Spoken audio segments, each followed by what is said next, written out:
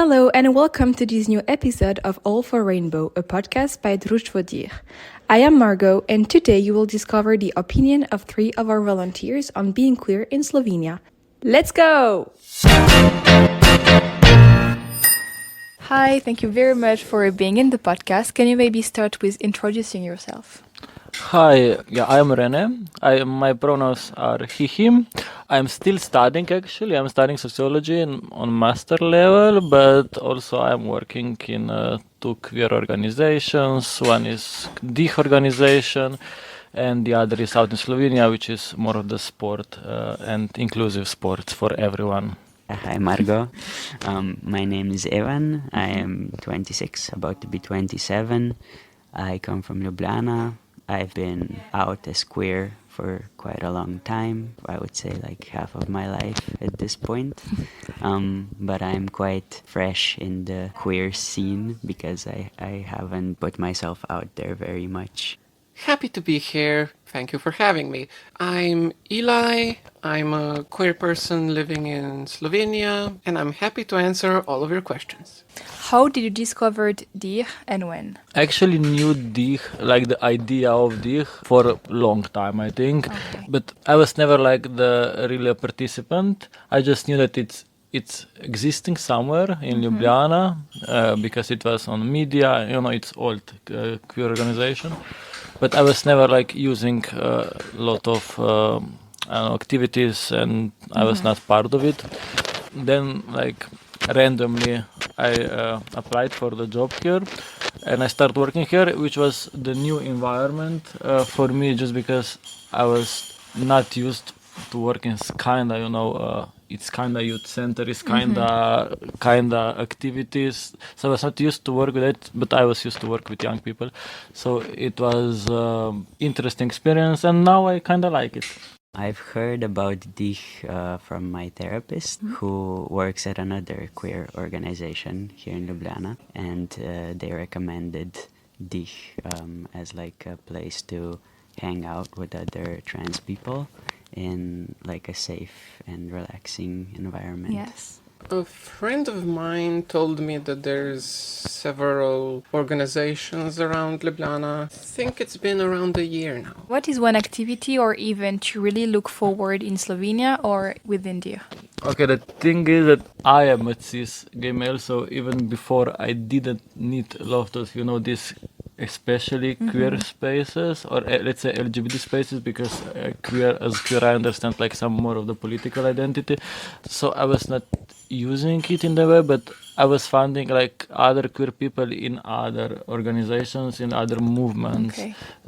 So in other places, not that much in the queer NGOs. Of course, now I see that it's much better than that I thought from like the theory point of view. But of course, I'm waiting for Pride, which is going to be on this Saturday in Ljubljana.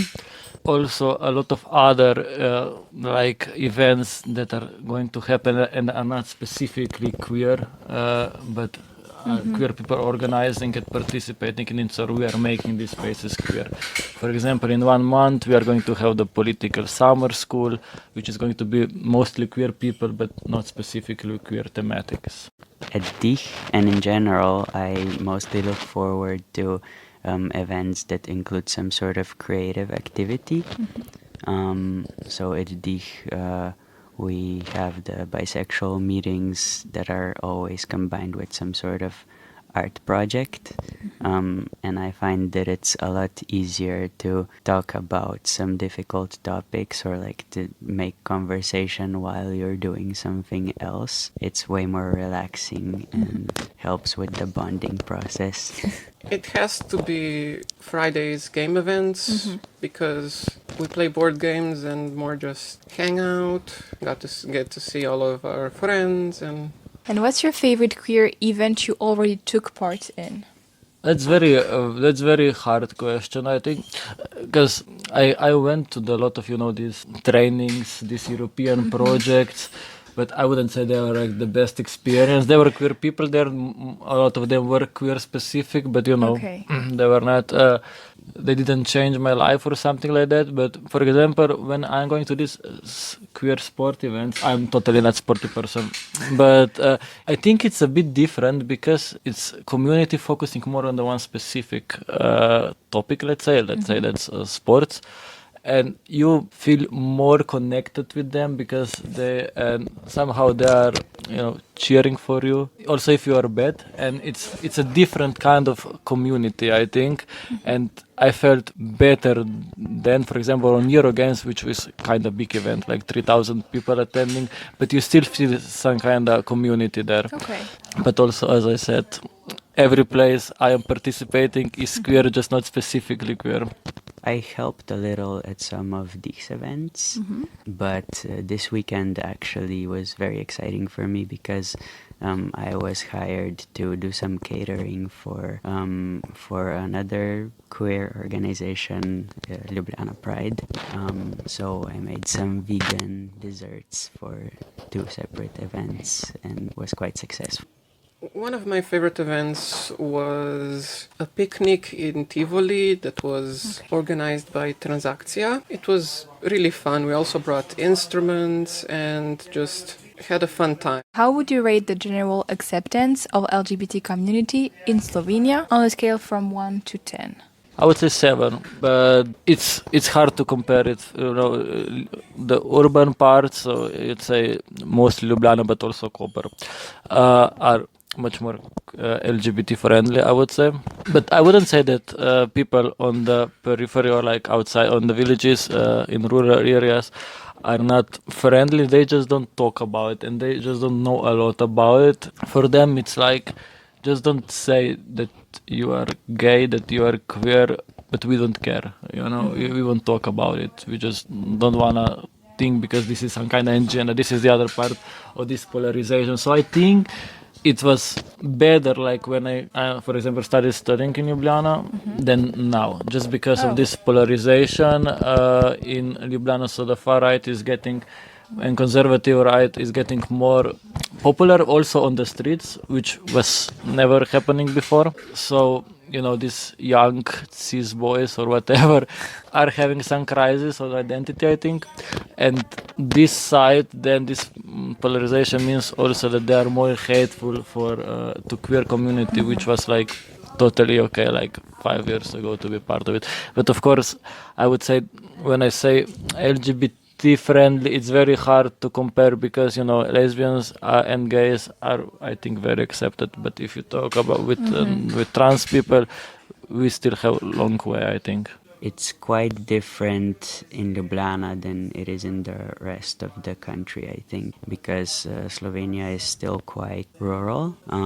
We don't really have big cities. Ljubljana is the biggest, and it's not even a big city by like European standards. From 1 to 10, I would rate Ljubljana as probably like a 7, but it depends on which social circles you're kind of visiting. But I think Ljubljana has a lot of queer people that come from other smaller towns. Every young queer person kind of hopes to end up in Ljubljana or abroad. But like in Slovenia, I think everybody wants to move to Ljubljana because it's so much more accepting and open and liberal, and also like cultural events happen here. I lived in Prekmurje, which is the northeastern part of the country. Most Slovenian people, I think, make fun of that part. They think people there are not so educated and not very open-minded, but my experience was very positive when I was living there. I was very openly queer there, and I never got any like negative reactions. People were very nice to me, and that's just my experience. I know that some other people who are from there can't wait to come to Ljubljana.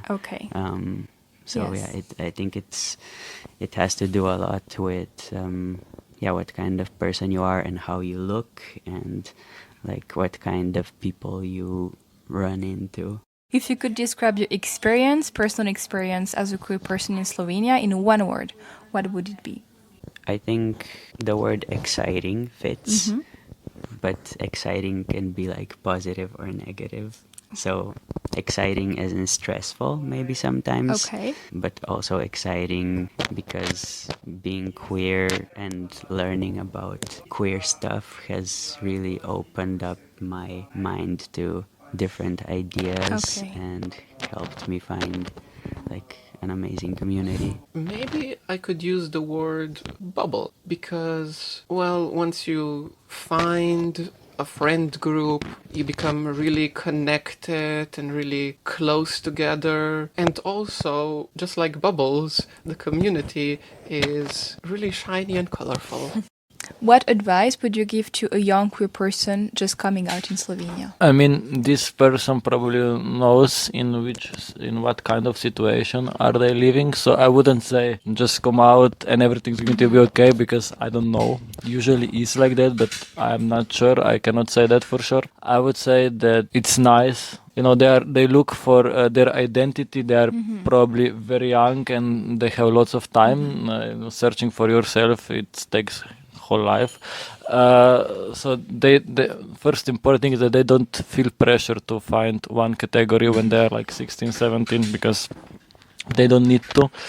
Maybe they can find somehow, or this is on internet, or maybe in some of the organizations on Pride, some activities, some social group that is queer, and when they will find these friends, this community, it's going to be easier also to find themselves and also to come out like truly to everyone.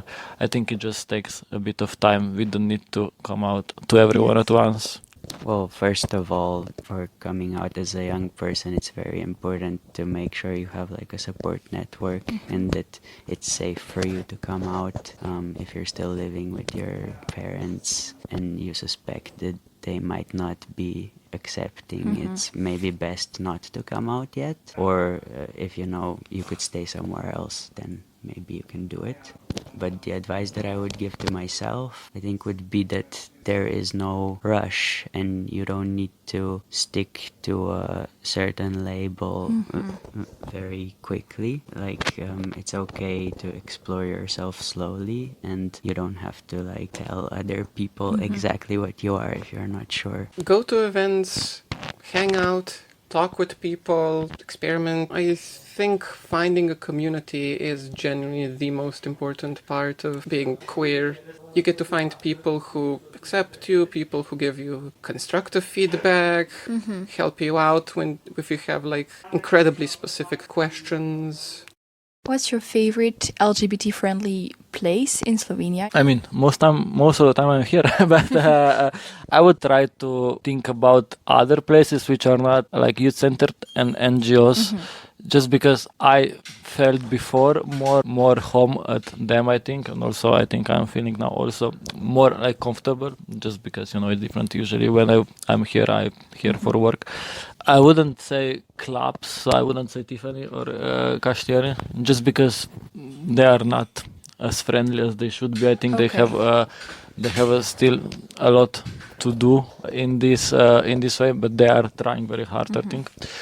But if we talk about these parties, I would really say very, very positive things about the Ustanova parties. This is some parties that are mostly for Flinta people. It's like DJ electro music, but it's like very nice, friendly. They have like, you know, safe persons awareness team, and it's they're doing amazing work. But I would say that the most queer places I feel more welcome are on the squats, so on the autonomous zones in Ljubljana. There are usually a lot of queer people there, and I feel very home at that places. Probably Friday's game night.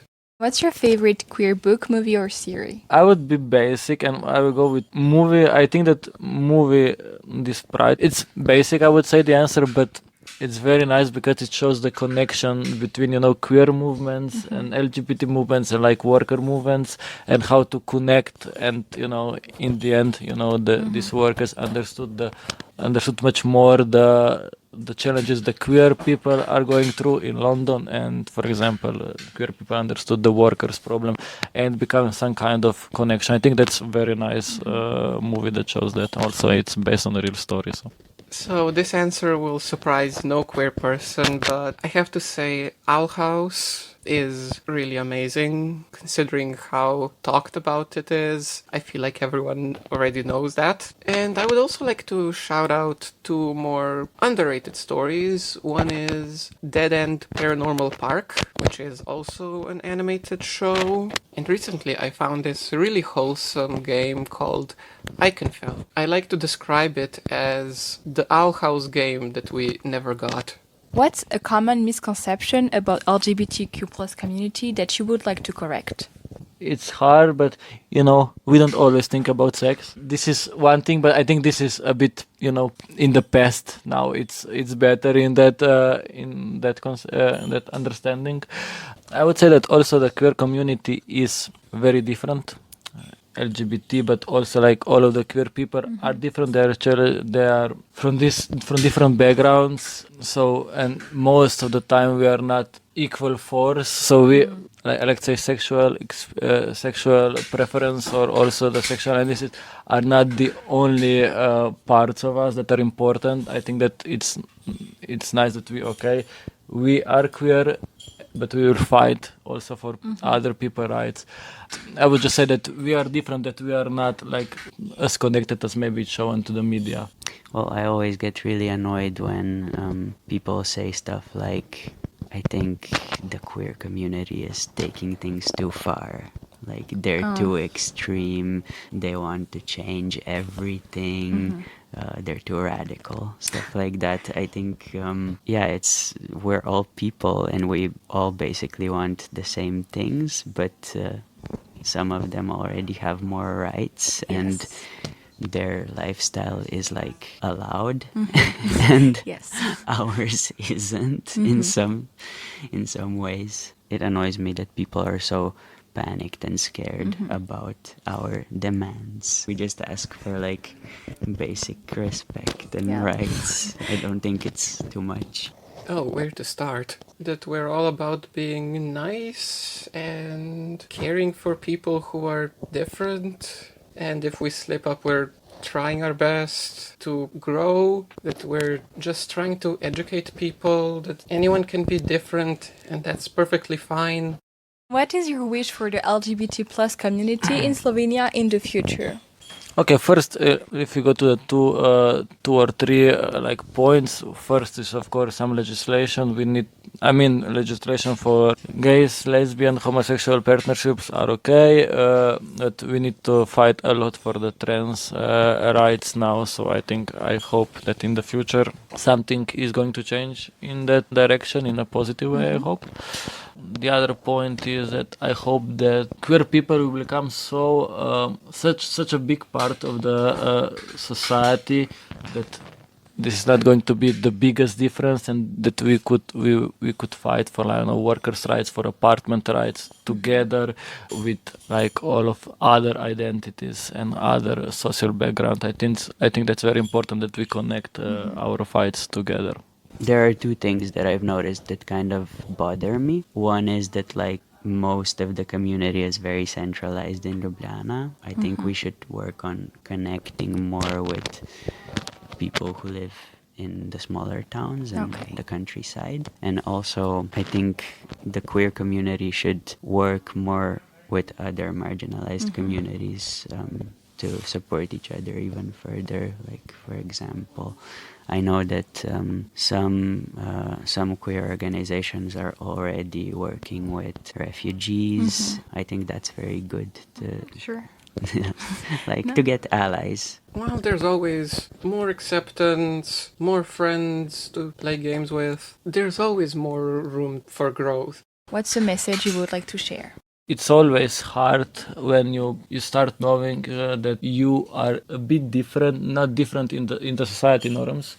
When you find a community, when you find something, it's much easier. And I think that we live in the times that it's getting harder, but we still need to fight. And I just want to say that even when sometimes it feels that nothing is changing, we still need to fight, and we are going to win or something like that. But slowly, but we cannot just stop. You are valid, you are loved, There's nothing wrong with being different, and you can always find people who will accept you.